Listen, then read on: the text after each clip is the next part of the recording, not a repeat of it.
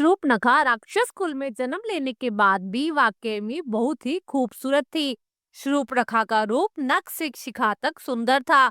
शूर्पणखा अपनी इच्छा अनुसार रूप धारण करने में सक्षम थी, पर वह एक घमंडी और अहंकारी राक्षसी थी। रामायण के मुताबिक रावण की बहन शूर्पणखा भी रावण का विनाश चाहती थी। दरअसल इसका कारण था शूर्पणखा का पति, जिसका वध रावण ने किया था। शूर्पणखा के पति का नाम विदुजीव था। वो कालके नाम के राजा का सेनापति था। रावण जब विश्व विजय पर निकला तो कालके से उसका युद्ध हुआ। इस युद्ध के दौरान उसका सामना शूर्पणखा के पति से भी हुआ। युद्ध में रावण ने विदुजीव को वध कर दिया। तब शूर्पणखा ने मन ही मन रावण को श्राप दिया कि मेरे कारण ही तेरा सर्वनाश होगा।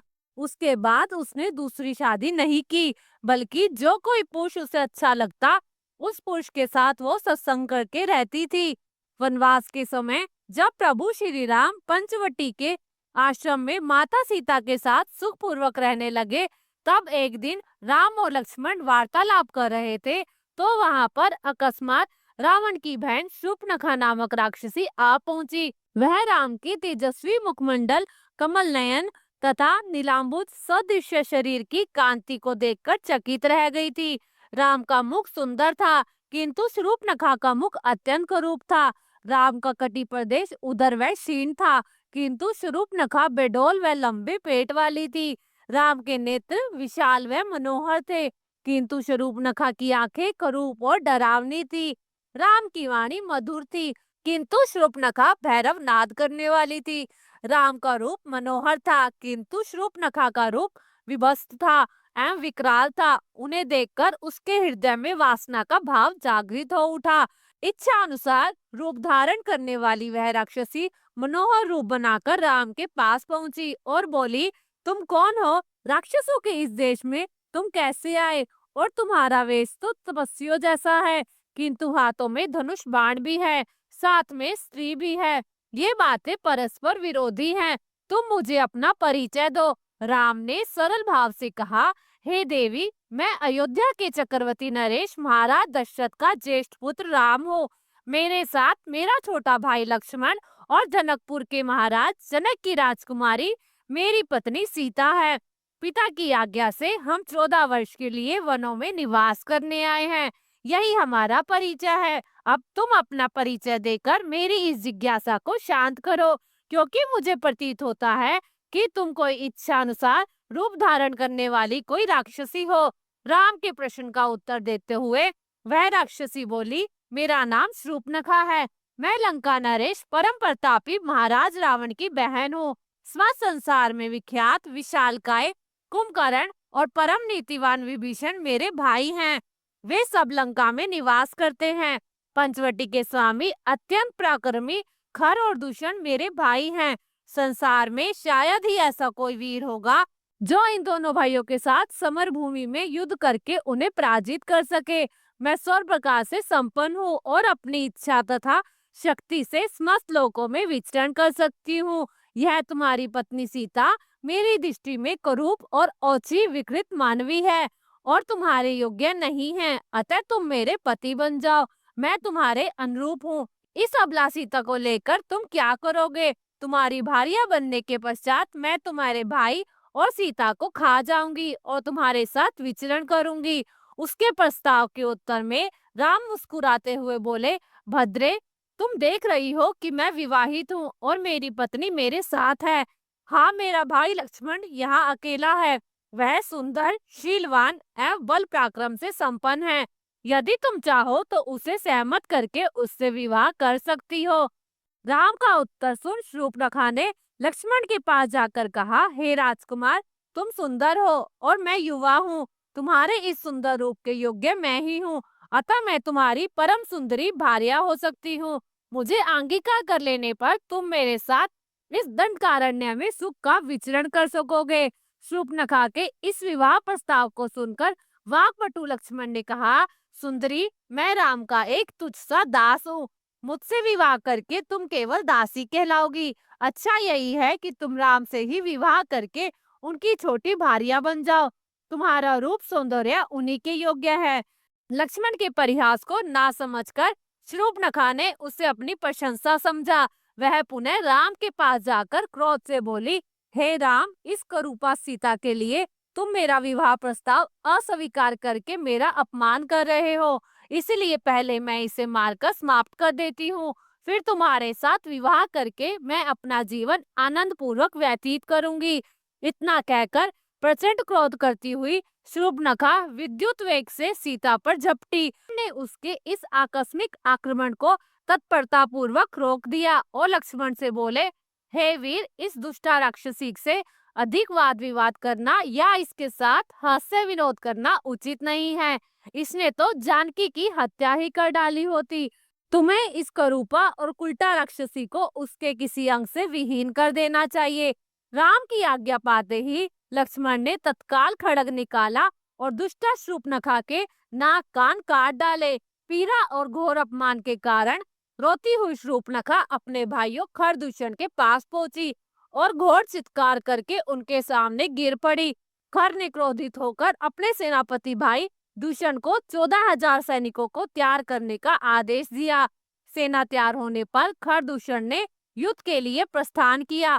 जब सेना राम के आश्रम पहुंची तो राम ने लक्ष्मण को आदेश दिया कि वह सीता को लेकर किसी दुर्गम पर्वत कंदरा में चला जाए तथा स्वयं युद्ध के लिए तैयार हो गए।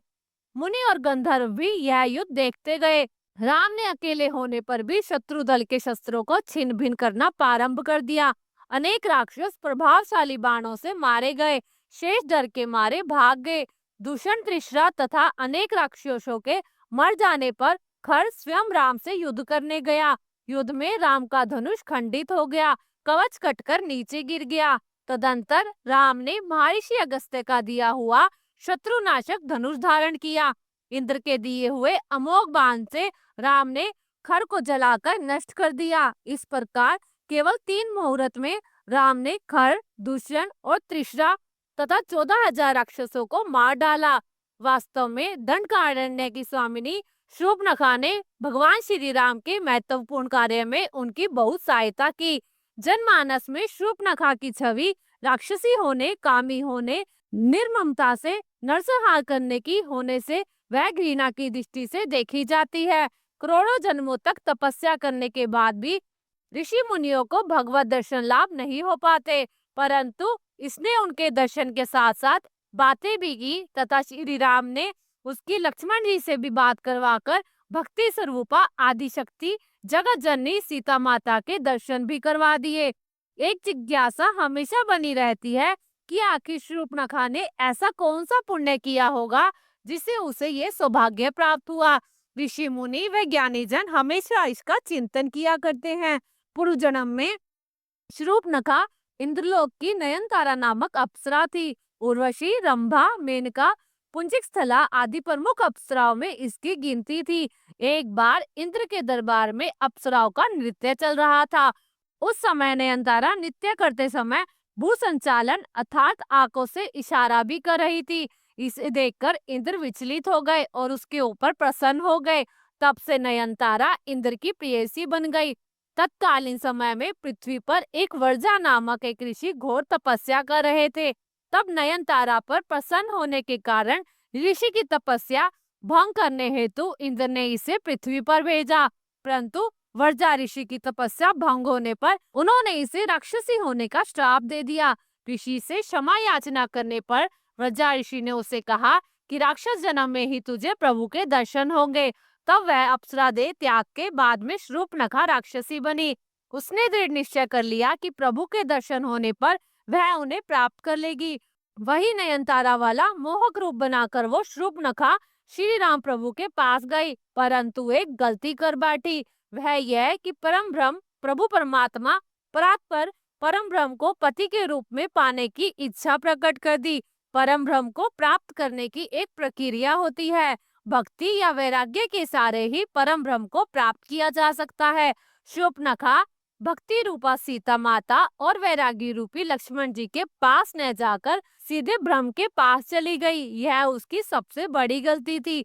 वह तो डायरेक्ट श्री राम की पत्नी बनकर भक्ति को ही अलग कर देना चाहती थी। इसके अलावा वैराग्य का आश्रय लेती तो भी प्रभु को प्राप्त कर सकती थी, परंतु वैराग्य को भी नकार कर अर्थात वैराग्य रूपी लक्ष्मण जी के पास भी ना जाकर अहंकार में आकर सीधे प्रभु के पास चली गई। उसमें अहंकार आ गया था। वह कहती है संपूर्ण संसार में मेरे समान कोई नारी नहीं है। इसका अर्थ यह हुआ किस्मत संसार में आपकी पत्नी बनने लायक मेरे समान कोई नारी नहीं है। मैंने सोचा कि राक्षसी को वैराग्य तो आ नहीं सकता, अतः उसे पुनः प्रभु के पास भेज दिया जाए।